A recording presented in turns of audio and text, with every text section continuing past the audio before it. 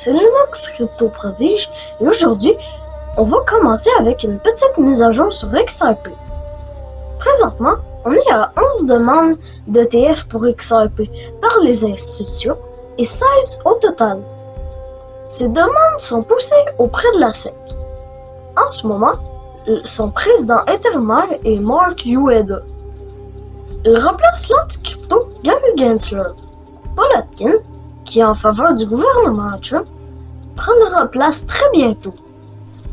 Nous aurons une réponse sur l'avenir du XRP au plus tard le 16 avril, quand les procès contre Ripple seront complètement terminés.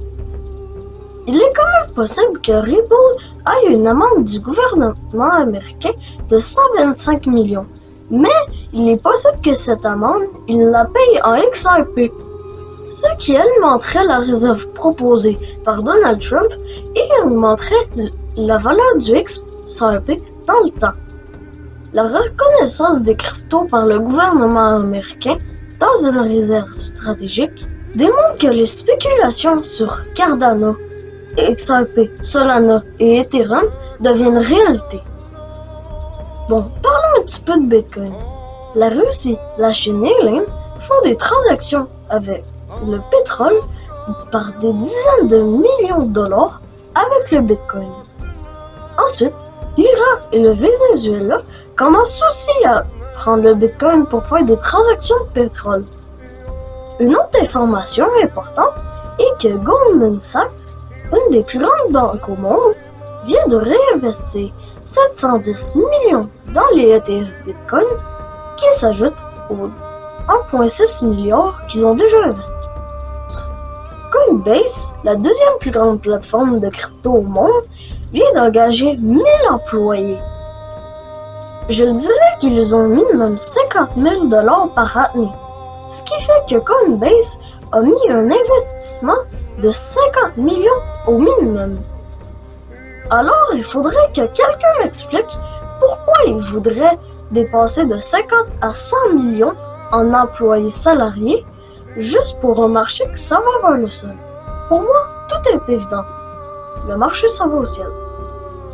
Parlons maintenant de la baisse de 2 semaines qui a servi surtout à éjecter la classe moyenne du marché alors que les baleines achetaient à coût de 100, 200 ou même 400 millions. Rappelez-vous que 95% du temps, les investisseurs perdent et que seulement 5% du temps, ils gagnent. Si jamais vous avez été dans le marché des cryptos depuis longtemps, vous avez sans doute remarqué que la volatilité est très forte, mais de court moment. Une perte non réalisée devient une perte seulement quand on vend.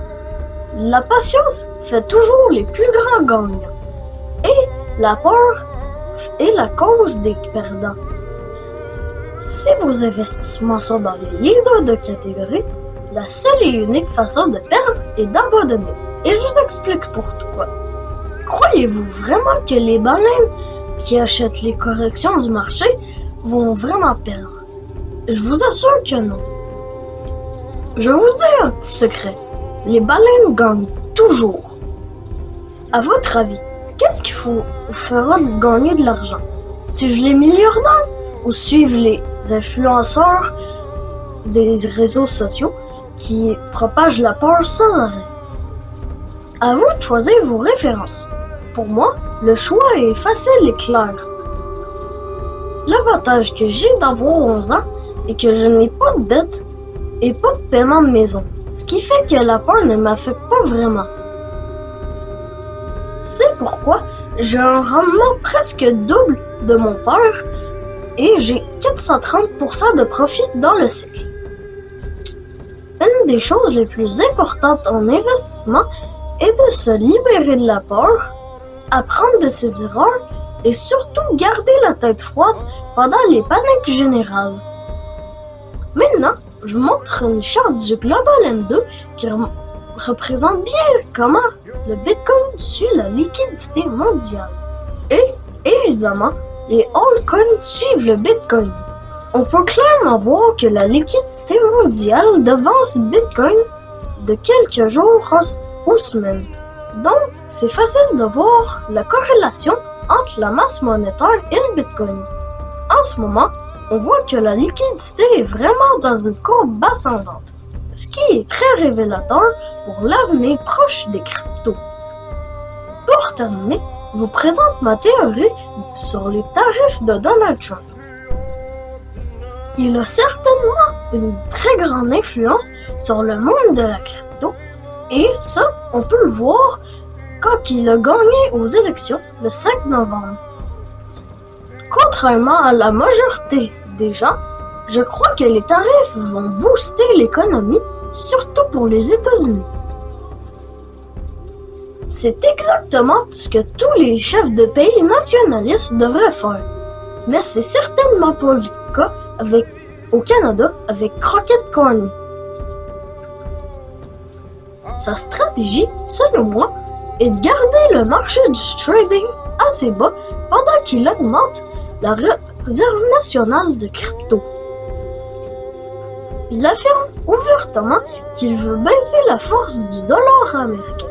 Mais il incite aussi la classe moyenne à acheter des cryptos et à les garder, en disant souvent « Never sell your Bitcoin ».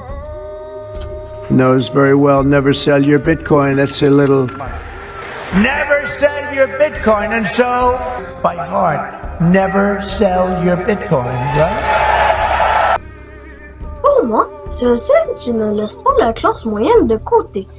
Et rappelez-vous, c'est le premier président américain qui a parlé en faveur des cryptos. Pour moi, Donald Trump encourage les citoyens à participer à la grande montée du Bitcoin dans quelques mois. Merci de m'avoir écouté. Je vous ai partagé mon analyse personnelle qui n'engage que moi.